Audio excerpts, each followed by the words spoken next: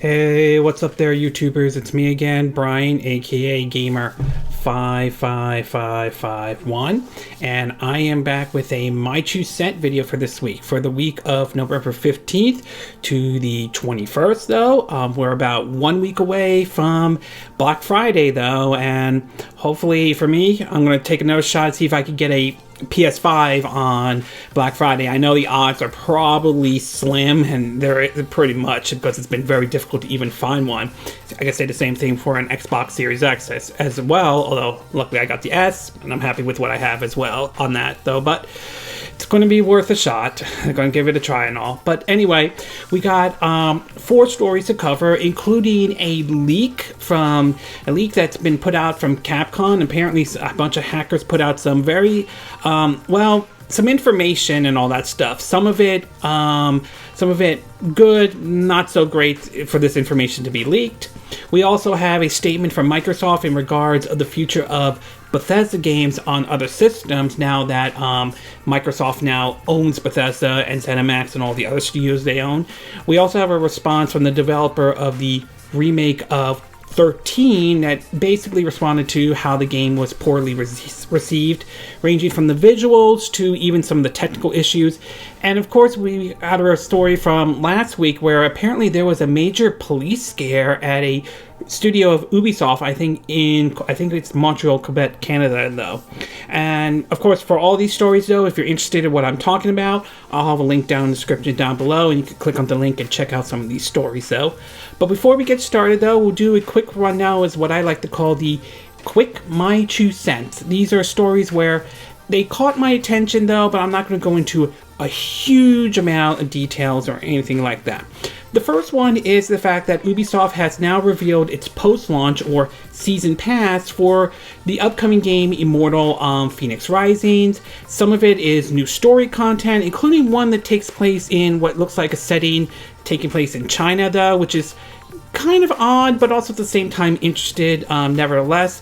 I'm very mixed when companies do these announced DLCs before the game comes out, though. While I don't think DLCs are necessarily bad, it's just when you announce it before your game comes out, it kind of gives the impression of why wasn't this in the game in the first place and all that stuff. But I'll keep an eye on the season pass and decide whether or not it's worth picking up or not. We also learned that Square Enix is supposedly teasing something related to The World Ends With You. It's unclear what it might be. I mean, we know that they are doing an anime version of The World Ends With You. It's possible it could be a sequel and all that stuff, although the last time they did a tease for it, it turned out to be the mobile version or the iPhone or Android version of the original Nintendo DS hit The World Ends With You, and not everyone was happy with that, and I believe Square Enix apologized for the way that was handled and all that stuff. We'll have to wait and see. If it's a sequel, I'm down for that. If it comes to the Nintendo Switch, that's great. I just hope that this one's handled better than the Switch version of The World Ends With You. Just playing it with just using the original Joy-Con, just using one Joy-Con and trying to play it. It's like it made the game barely playable, at least when you're playing it in TV mode and so forth. So I'm hoping if a sequel does happen, let's make sure the controls are solid and all that stuff. We also learned that basically the patch notes have came out for the Halo Master Chief Collection, and this is for those who are playing it on the Xbox Series S and X. And from an article from Pure Xbox, some of the features that they've added are ranging from Series X will have 4K resolution at 60 frames per second or 120 HZs in both single player and 2-player split screen, while the S version will have 1080p resolution at 60 frames per second in both single player and 2-player split screen. They both will run enhanced graphic settings as PC. Field of view can be adjusted ranging from 70 to 120 degrees. Several enhancements to split screen. Basically, talk about 4-player split screen running at 60 frames per second. They also include in-game dynamic resolution, and option that has been added to the setting menu, and quick resume and smart delivery are supported. So basically this version of Halo Master Chief Collection has now been updated to be the one that's been optimized for Xbox Series S and X. I'm definitely going to be taking a look at that when I play a little bit, maybe a little bit more of it on my Xbox Series S, all that stuff. But for those who are interested, there's the new patch notes for Master Chief Collection for the Xbox Series S and S upgrade. We also learned that 343 Industries is hoping to share information on the update maybe in the next few weeks in regards of Halo Infinite, the next entry in the Halo series. Hopefully this one is responded better than the last one when they showed off the video. It just seems as though that every time 343 Industries is handling the Halo games, it just seems like there's one issue after another in regards of it though. So we'll see how this plays out, but hopefully it's more positive information in regards of another entry into the Halo series. We also have rumors for pointing out that Amazon France has listed the Switch version of Nier Replica, which is supposedly the first entry into the Nier series though. It is certainly a rumor at this time. And supposedly Amazon France has sort of a shaky track record. Sometimes they're right, sometimes they're wrong. So I would take this one with a grain of salt, but I wouldn't rule out the possibility that Nier Replica could come to the Nintendo Switch. Should that happen, and assuming this is true, I hope this also means that they'll bring Nier Automotive over to the Nintendo Switch. We also learned that supposedly there are reports that several, I think, Asian sites are reporting basically a English version of Persona 5 Scramble, the game that's a collaboration with Aulx and Koei Tecmo and Omega Force, has been listed by multiple Asian retailers, which, assuming this is true, hopefully this means that the game will make its way over here to the West, or at the very least, PlayAsia has it, so we can like pick up that one if that happens. So hopefully that's true. And last but not least, at least in the movie-related category, we are learning that the delayed movie Wonder Woman 1984 will be released on Christmas Day, not only in the theaters but also on HBO Max. And it's going to be really interesting to see how this plays out and how well this is received though. Obviously it sounds like WB is basically taking a different approach, as we've seen a lot of movie studios have halted some production due to the whole situation with COVID-19. But assuming if this somehow works and the movie becomes profitable, I wouldn't be surprised if other studios decide to take a similar approach, saying not only will we release it in the movie theaters, but we'll also release it on streaming service, just for those who don't feel comfortable going out to the movie theaters at this time due to the whole situation with COVID-19. Okay, with the quick My 2 cent part now done, we'll get started with our first story, and this one has to do with basically what's basically reported is a police scare at Ubisoft. Now, Ubisoft really has been sort of a rough year for Ubisoft lately, though. And a lot of it has to do ranging from some of their games not performing as well, Tom Clancy's Ghost Recon Breakpoint, to a lot of allegations of inappropriate behavior and abuse that has really sort of dampened basically Ubisoft to the point that the CEO had to come out saying that they are working to make their company be better and all that. Whether that pays off at the end or not remains to be seen. But recently, last week, apparently there was a major scare that happened that involved bringing in, I believe, the Montreal police and all. In an article from the Washington Post, let me get that out of the way. But anyway, from the article from the Washington Post, there was a report basically of a hostage threat that was made at a Ubisoft Montreal building, although later it's been confirmed to was basically a hoax. The article reads that, quote, Montreal police evacuated the office of video game developer Ubisoft Montreal on Friday afternoon in response to a 911 call about a hostage situation that was later confirmed to be a hoax. The police operator in connection with the hostage taking care is over, reads a tweet written by the Montreal Police Department. The investigation, however, has not concluded.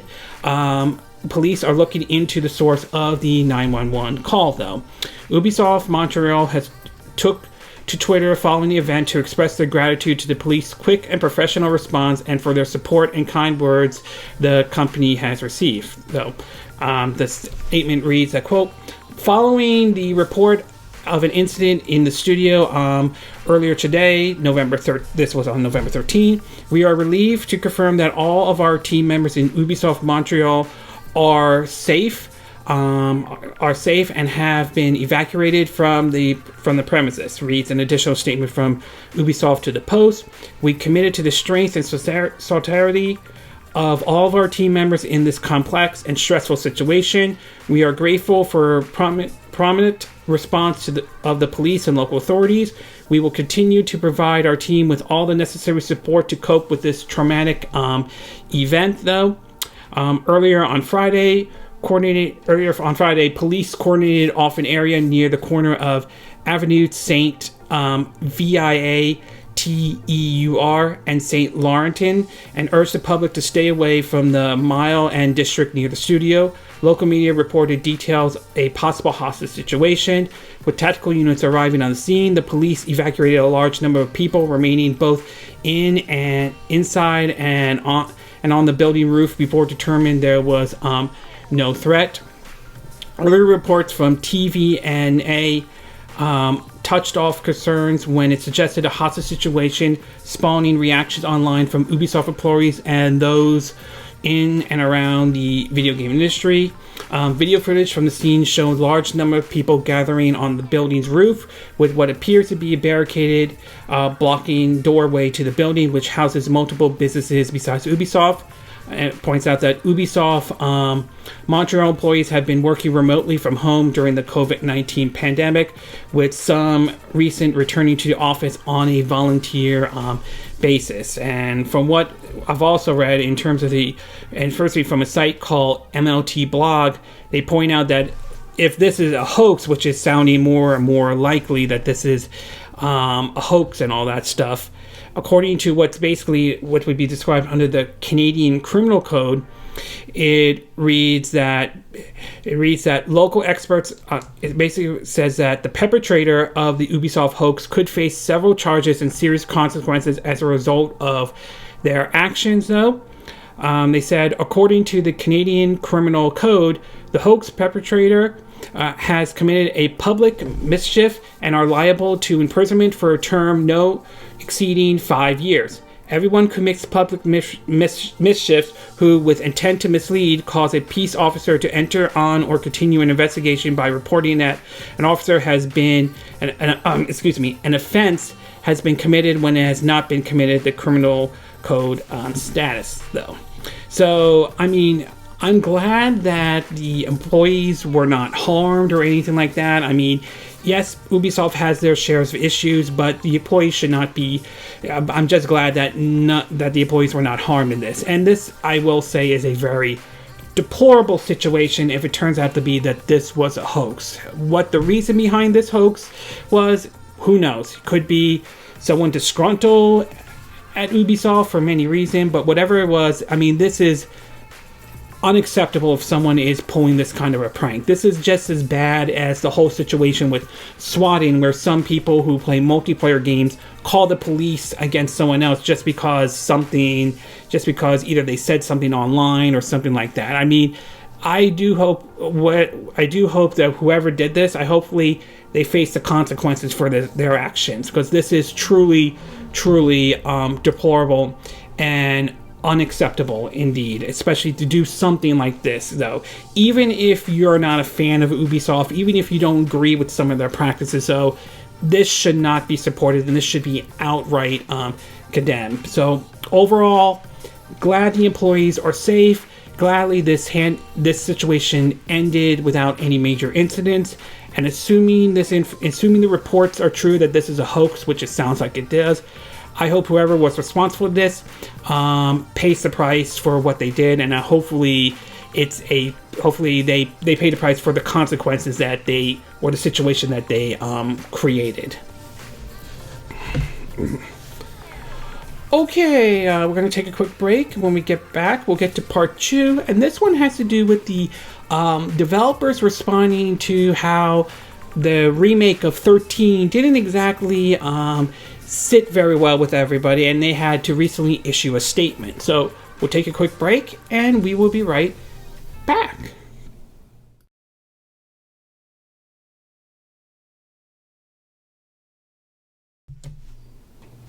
Okay, and we are back with part 2 of our My 2 Cent video for this week. And for this one, we're going to be taking a look at the situation in regarding the remastered or remake of the game XIII. I believe its name is called 13. Yeah, I believe that's what it's called. I apologize if I'm not getting the name. If I get the Roman numeral number mixed match or wrong or anything like that. But anyway, basically 13 is a first-person shooter that's considered a classic among a lot of people since it was released back, I think it was in 2003 for the PS2, original Xbox, GameCube, and I believe also PC at the time. So it was interesting to hear them announce that a developer was going to remake basically this game and bring it over to the current platforms, PS4, Xbox One, and Switch. Unfortunately, the Switch version, we learned that has been delayed into 2021, and obviously that might be actually a very good reason why, as with the game finally coming out, it has not been met with great reviews, and for what I understand, there are a whole mess of technical issues and all that stuff. It got to the point where the publisher and the developers had to respond and, in a way, apologize for this.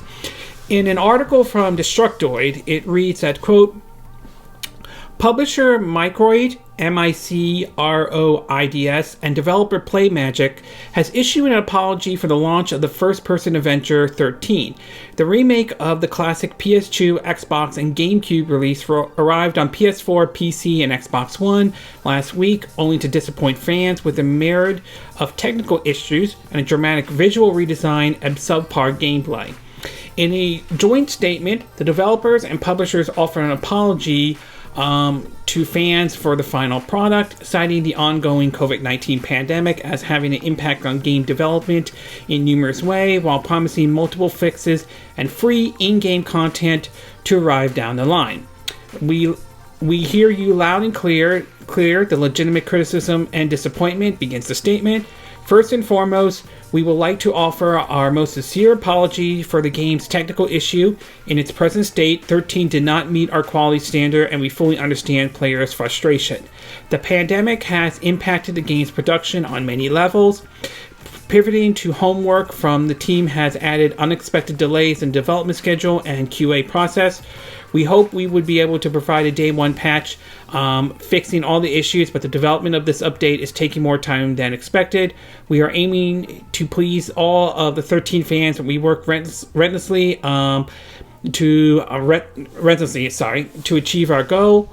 The team has asked players to stay tuned to the Microid website for updates regarding incoming fixes, and suggests sending newly discovered issues to Microid's support team. Now, in terms of the visual change or anything like that, I have to say I'm not as bothered by this as others out there make it sound like it is, though.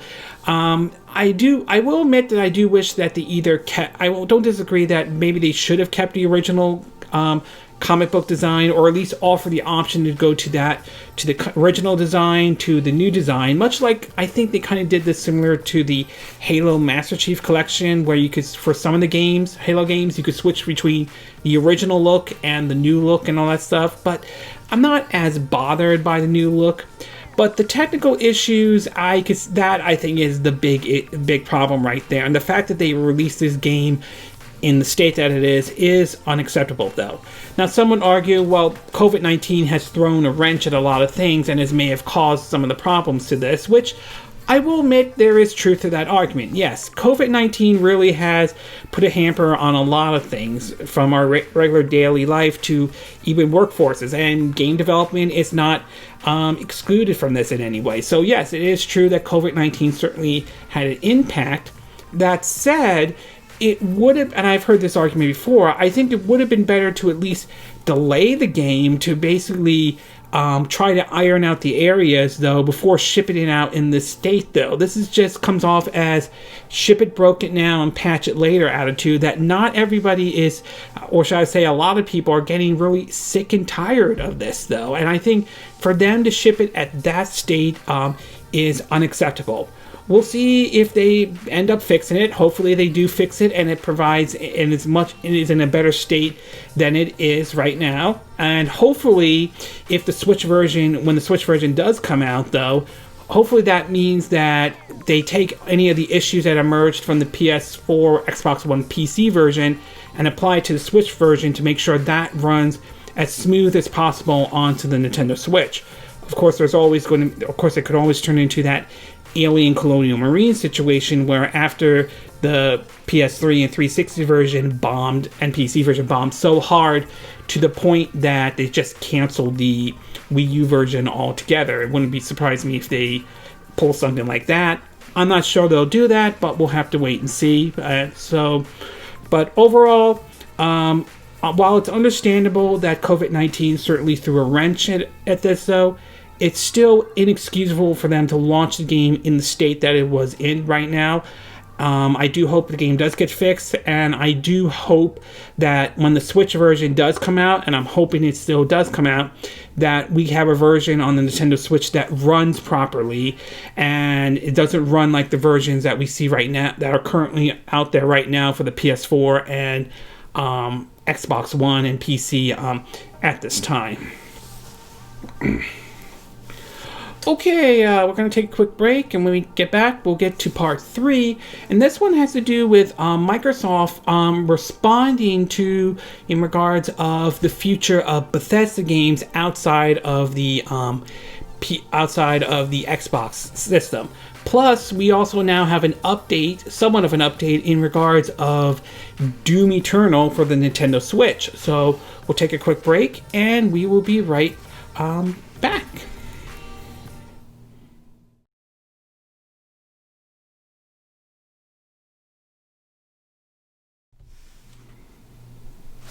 Okay, and we are back with our third part of our My Two Cent video for this week. And for this one, we're going to be talking about Bethesda and a recent comment Microsoft has made in regards to the whole issue of exclusivity and all. So one of the biggest surprises before the pre-order started for Xbox Series S and X was the fact that Microsoft purchased Bethesda or ZeniMax and all the studios under those for roughly around close to like $7 billion, if I'm getting the figure right or not. I apologize if I'm not.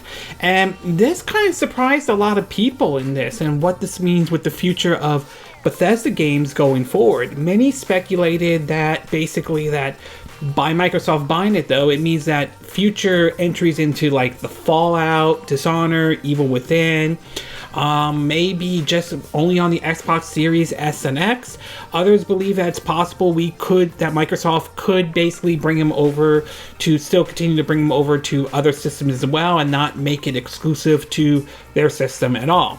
Well, a recent comment made by one of the higher-ups over at Microsoft seems to indicate that it does sound like that Microsoft is not going to prevent Bethesda games from going on other systems, but there is sort of a bit of a caveat to this, though. In an article from GameSpot, it reads that, quote, earlier this year, Microsoft made waves with a $7.5 billion purchase of Bethesda, the company behind Elder Scrolls, Wolfenstein, Dishonored, Doom, and many more huge franchises. Since then, it's been unclear if future Bethesda titles beyond Deathloop and Ghostwire Tokyo, both announced as a PS5 exclusive ahead of the deal, would be console exclusive to the Xbox console. Now, some new comments from the Xbox Chief Executive Officer gives us some more insight into the thought process behind this purchase, and it's not necessarily about exclusive, but about having the best version of the game available.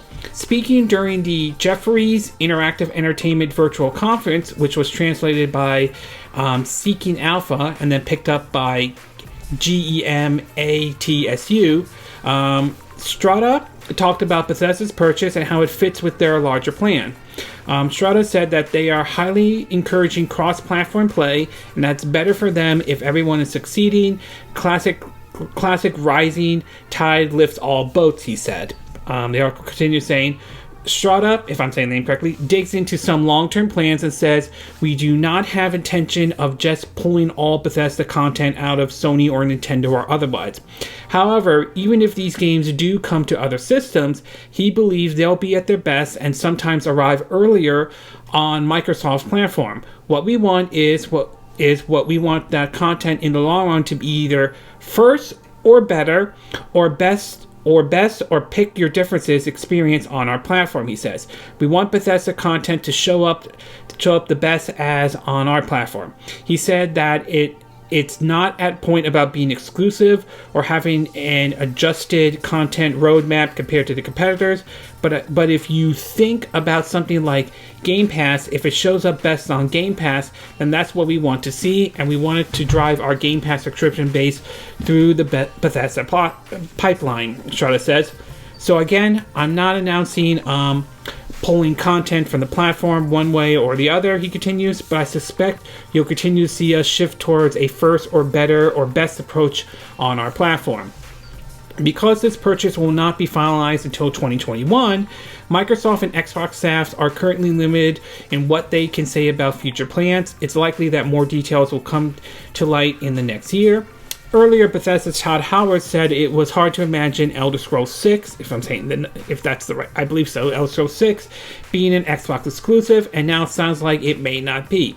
Microsoft also suggested before that this purchase was not about exclusive games, and there's been speculation that Microsoft was interested in Bethesda's Orin streaming tech.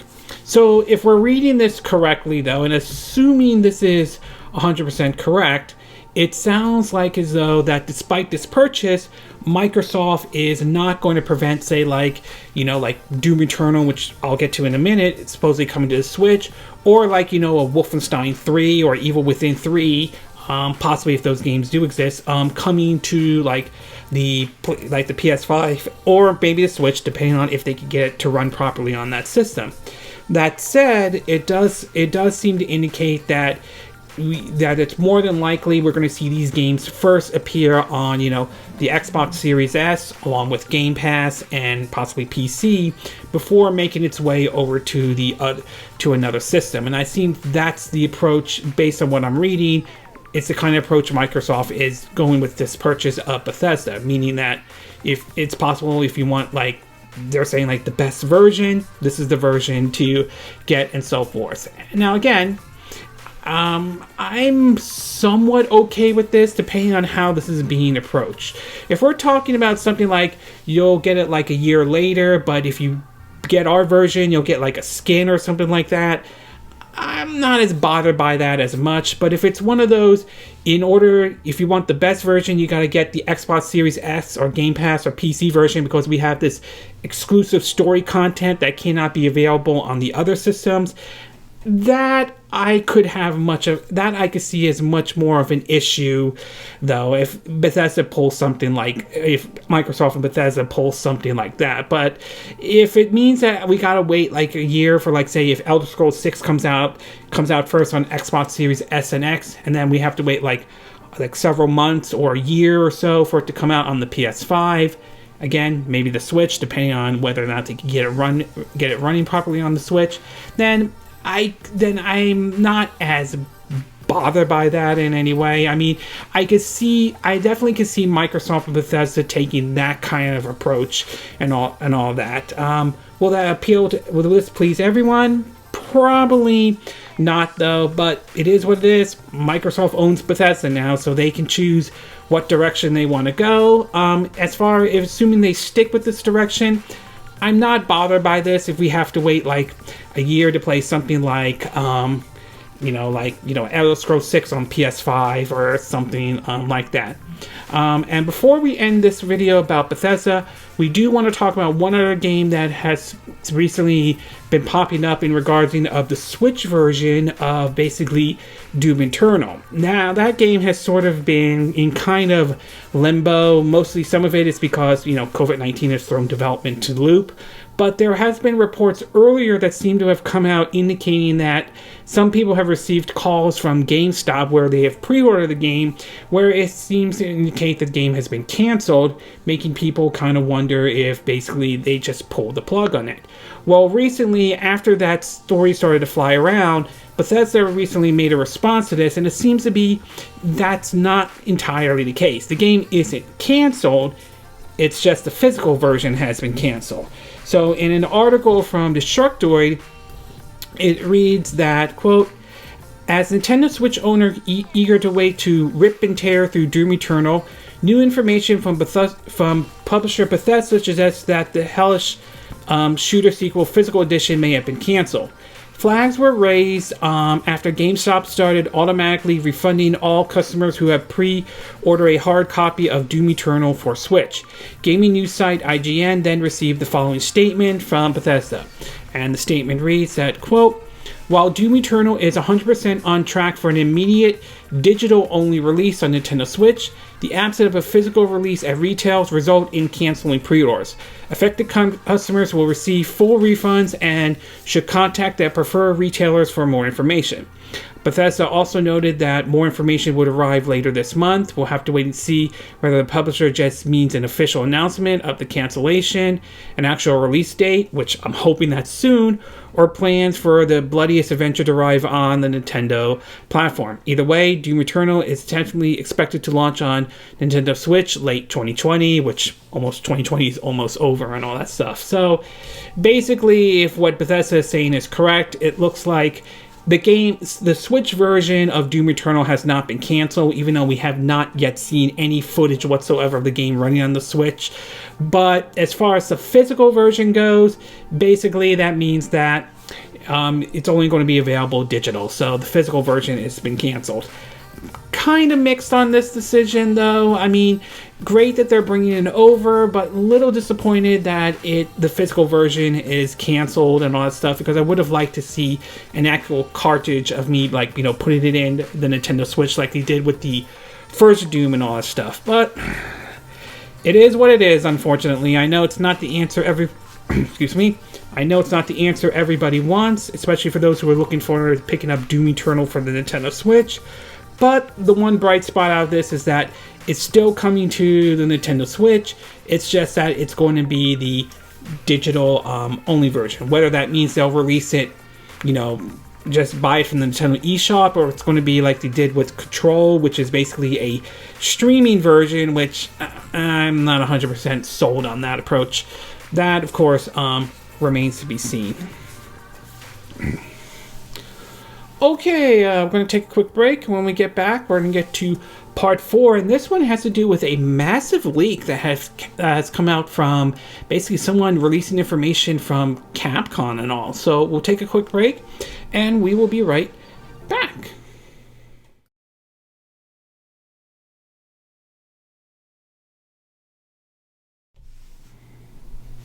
Okay, and we are back with our 4th and final part of our My 2 Cent video. And for this one, we're going to be talking about Capcom, particularly a situation that Capcom has gotten himself into. As some of you may be aware of, Capcom has recently been hit by like a bunch of hackers and all that. Supposedly the story goes that they were demanding money, otherwise they would release this information.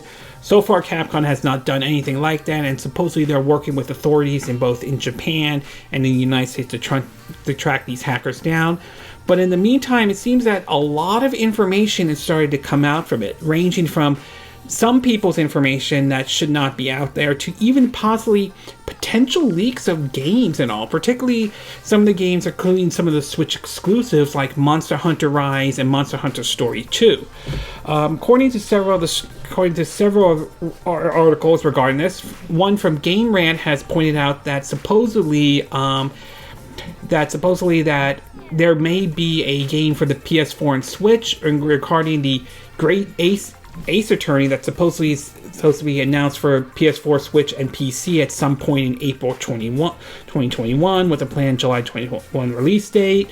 We've also heard leaks also has claimed to come out that basically Monster Hunter World Monster Hunter Rise, according to this leaker, is claiming that the Switch exclusive will come to PC at some point in October 2021.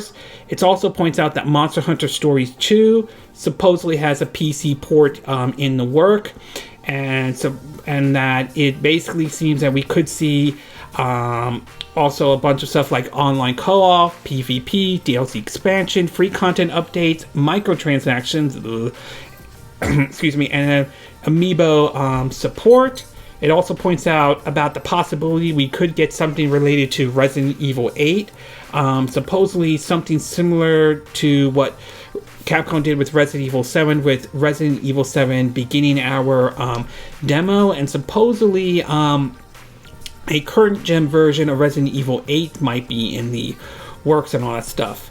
Meanwhile, other information that has come out has been a list of supposedly schedule of certain other games like Resident Evil Outbreak, first quarter 2021, Dragon Dogma 2, second quarter 2022, Street Fighter 6, Rocket Man, known as Mega Man in North America, supposedly a Resident Evil 4 remake, Monster Hunter 6, Biohazard Apocalypse, Super Street Fighter 6, Final Fight remake, Power Stone remake, Ultra Street Fighter 6, and Resident Evil Hank, most likely Hulk.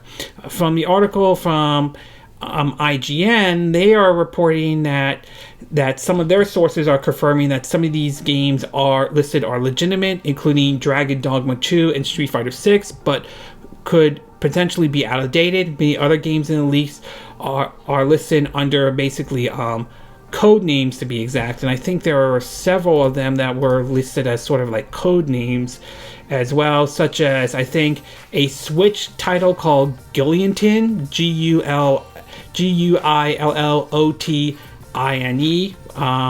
that will be coming to the Switch in February before making its way to other platforms in May. And another announced project called Project REIWA, which is supposed to be a multiplayer shooter game in development, and although I think it's called Project Shield and all.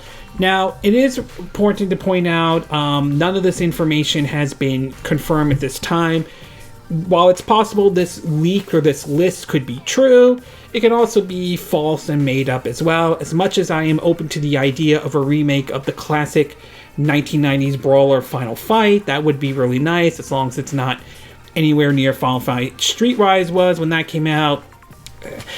That's fine though. So right now, I would still take this information with a grain of salt, but assuming all this is true, I mean, yeah, that's not great at all. The fact that this information was hacked and leaked and all that stuff, at least for Capcom it isn't. Obviously, they were probably waiting to make some of these announcements, but I mean, this certainly isn't good. As much as, and I'm still going to take this information with a grain of salt, as much as I would like to see Power Stone remake be true, Final Fight remake to be true, as much as I would like that to be as true. Same with Dragon Dogma 2. Like that on the Switch. Would like, if it is true, hopefully I would like to see that come to the Switch as well. So a little cautious about this information. So overall, it's a little disturbing to see some of these, the fact that some of these hackers may have gotten their hands on some stuff and has put the information out there. And as much as I would like for this information to be true and anything like that, I'm going to take it with a grain of salt at this time, but it is both interesting and yet somewhat disturbing how hackers were able to get this information indeed. Okay, this concludes this My 2 Cents video for this week. And again, these are my opinion. What are yours? What are your thoughts about the situation in regard, or should I say the police situation in regards with Ubisoft in Montreal, Quebec, though? Are you glad everyone is safe and all that stuff? Do you think the person should face a should face the current if they find out that this was a hoax and find out who did this? Do you think they should face a tougher sentence for this, or not, or just not, or maybe a little bit of a light sentence? How do you see what kind of punishment this person should face? What are your thoughts about the developers apologizing for the current situation with the game 13, or the remake of it, though? Do you think that they deserve the criticism for it, though? Do you think that they'll be able to fix this game? Do you think this will have an impact on the Switch version, such as them having all the updates in the Switch version to be exact? Or do you think that there's a chance that version could be canceled in any way? What are your thoughts about Microsoft's comments about Bethesda.to? Do you think that Microsoft will take the approach of releasing their Bethesda games on their system, plus Game Pass and PC first, before making its way over to the PS5 and possibly the Nintendo Switch? Do you think that over time they'll just keep those games on their system alone, to be exact? And in regards of Doom Eternal for the Nintendo Switch, what are your thoughts about the physical version being canceled? Are you disappointed that that version has been canceled? Are you not disappointed at all? Are you going to pick it up when the digital version is released? And do you expect them to release it through the Nintendo eShop? Or do you expect them to take the route that we saw with Control coming over to the Nintendo Switch? And what are your thoughts about this leak from Capcom and all? Do you think any of this leak is fascinated? Are you concerned that they may be leaking information that they should not have leaked at all? Do you think any of the information, like a remake of Power Stone or Final Fight remake, do you think this is legitimate? Same with Dragon Dogma True, or do you think this information looks made up in any way? Do you agree with what I said in this video? Do you disagree? Do you have a difference of opinion? As always, sound off on the comment section below. Let me know what you think. And if you like this video, I hope you hit the like button. I would appreciate it. And I do hope you subscribe to my YouTube channel. If you do, make sure you hit the bell icon for notifications of any new videos I put up. Also, feel free to share this video if you want to, and feel free to donate to my channel if you like. You could do through PayPal me or Patreon. Links will be in the description of this video. And I will see you again next time when I do another video. Hopefully that will be soon. Until then, from Southern California, I wish you all a good day then. Bye!